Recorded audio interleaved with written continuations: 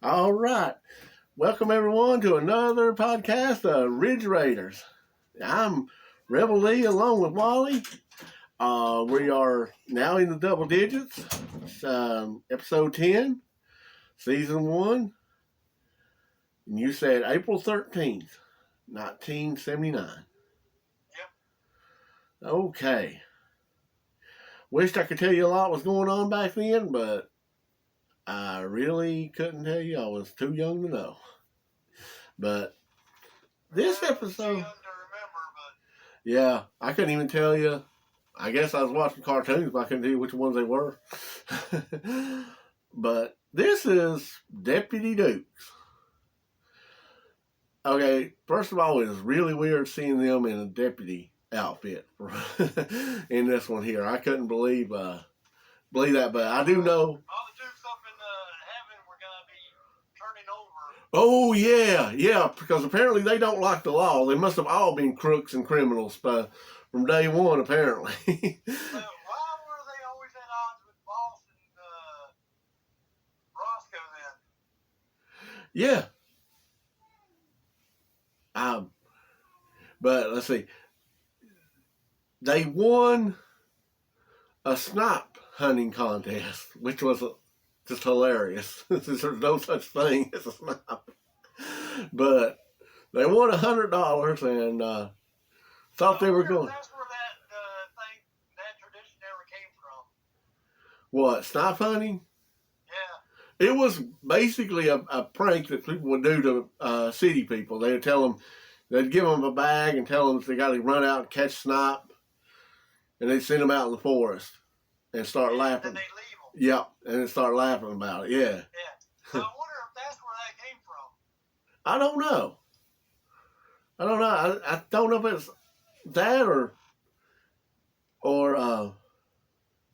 if it's older than the Dukes. But so they're going to get frisky with these two girls. Not really family appropriate right on this one here either. Oh yeah, they're going skinny dipping. They are. They got robbed at gunpoint of everything, and we mean everything except their birthday. At least they didn't take off with the general. No, they didn't take off with the general or their boots. Yeah, those were the two things that they let them keep. So that's what landed them in the mess to begin with, and here they are in prison. So far they've not done any damage to anybody's property. No, hold up, back up a little bit. Okay. They got back in the general and took off after them to try and catch up to get their money and everything. Yeah. So they run into Roscoe, and that was parking hazard style. Yeah, hazard style parking. And one of the other things was and then Roscoe gets out to look at it and stares awfully hard at him when he's writing up the ticket. Yeah. So, and then they're ended up in jail, and it looks like they're going to go away for a couple of years and impound the General Lee and everything. And then all of a sudden they get a phone call. Now this guy, I'd like to know his dirt sheet record. Public Enemy 1 through 10. So, not just 1, all the way down to 10. But so somebody's got to go get him, and Boss promised Lulu that he would never get rid of, he'd never put him in harm, and plus it's too hard to find a sheriff that he could buy. Yeah. And then Roscoe said, the amount of money he wanted to spend. Yeah. And Roscoe said, I can't get rid of my dipstick deputy, Enos.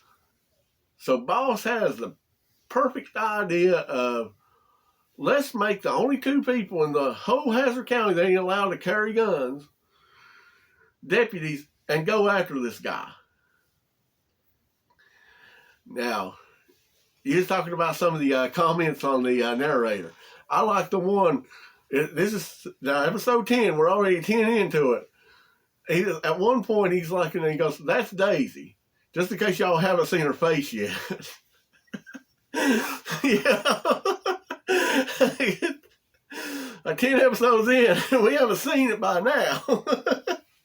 I thought that was pretty good. So I don't really know. You looked at her face yet? Yeah, I don't really know where they have to go to get this. I don't remember the place where they gotta go get this guy. I don't remember either. This, if I remember, this is the only time. I think it's the only time I ever seen where there was road signs, like an interstate sign, actually. How did you like that? Most of Hazard County and this other town they went to, all their main streets are dirt. Yeah, and to me, it looks almost like it looks almost like a setup of Bonanza, except they made it in 1979. If you look at some of them old buildings and stuff, it looks like it's a Western instead of an actual 1979 town. Yeah. Did you notice that when it first shows that guy's bodyguards or whatever, his associates, and they pull them guns out of the that case? Yeah. They open them up and look through them. There's no bullets in them guns. Yeah. I did also. I like that since you mentioned that at that point when the narrator said this is his business associates. Anybody gives him a problem, they deal with him or something like that. I like that. That was a pretty good. But I can't remember exactly word for word how it went. But that was a pretty good line. So here they come and get this guy, and he's a pretty big fella, and they're told that they're going to be another officer with them, and at first they didn't want to do that right there, and they were like, "Well, your sheriff had to be an idiot to bring you guys with no guns to haul this guy back." That's when they found out they were hauling public enemy number one, right? Yeah. And then they meet the woman and head back towards Hazard. Now, do you know who that woman was? I absolutely do. In fact, her sister got so jealous of her that she wanted to copy her later because she had the first role as a actress in anything. And then Dolly Parton, overrated, decided to try her hand at movies after that. But, yeah. Stella Parton. Yep. Yeah, Stella Parton. Yeah, I stood there and kept looking at her, and I said, she looks awfully familiar. That looks like Dolly Parton. And that voice gave it away. and then I said, I gotta look this up. I looked it up, and okay, that explains that. Okay, so I'm going to have you kind of give an idea of what happened from this point on. They are getting chased. I know that. They're getting chased by the guys. Yeah, they're getting chased, and they're in the cop car, and then they kind of lose them. So then they go and switch to an ambulance, and so they can get away. And never trust a used car salesman. True that. Well, at least they didn't shut this one down like they did the one in Hazard. Don't forget, none of the boss's cash is petty. No. I do. Jesse went Ridge Raiders on him when he found out what boss had done. Sending them in there like that. Yeah. Yeah, and then boss sitting there trying to play it off like Roscoe was the one that decided to do all that. Yeah. How'd you like the real Bryce? Which they finally got her out of the trunk, and she's in there just whining and crying. You almost thought you'd seen Freddy Krueger or Jason Voorhees the way she was doing. I thought that was a little way extreme. That never used to work free in No. front of the boss. Oh no.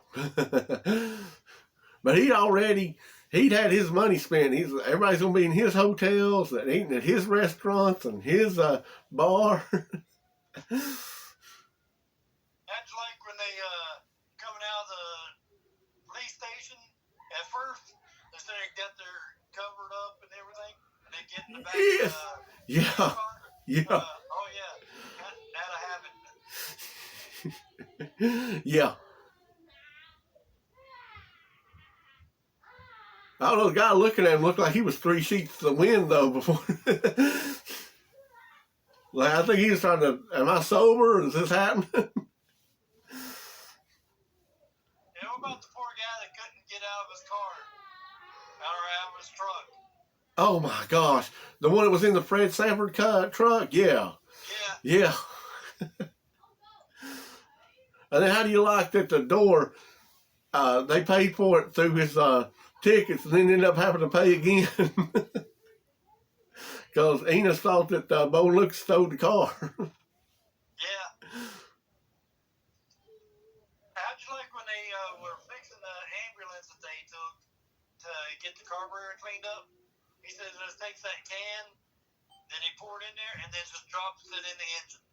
Yeah. I'm sure that's not going to do any kind of damage to the engine. Not at all. So they end up at this place, and then it's like he escapes and she helps him. And And then she wants to try and kill him. yeah, she ends up, turns out he did something other, and she wanted revenge. And that's what they use the bow and arrows a lot more in this one. And then they shoot they get the revenge on them too that they went skinny dipping with. It's still their car. Yeah. And when they finally get into that one area to get gas, they never got gas in that car. Well, that's something in the show you'll never hardly see is them filling up at all, ever. But, so the Deputy Dukes, and that's the story of how Bo and Luke became deputies for one day. Now, later on, you'll find out Daisy becomes a deputy too. So Uncle Jesse really failed these people if the Dukes didn't like law enforcement, because they all ended up having to do it at some point. So what did you think about this one? This one wasn't bad. Did you know that the guys that they arrested though, the associates and all that, technically they get out of jail for free? Oh yeah. Because they did not read them the Miranda rights. Yeah. But The fake price, they said, yeah, I'm just going to drive her on back to the thing. And I guess she's not going to get in trouble for assaulting an officer. right, and putting her in, yeah, nothing whatsoever. But I guess we're moving on. Let's see, this will be episode 11 next, won't it? Yeah. Well, do you know the name of Not it? sure which one it is yet. Well, we'll let them know that next time. Anyways, hope everybody had a good week, and keep it between the ditches. Yeah. Okay. Yeah.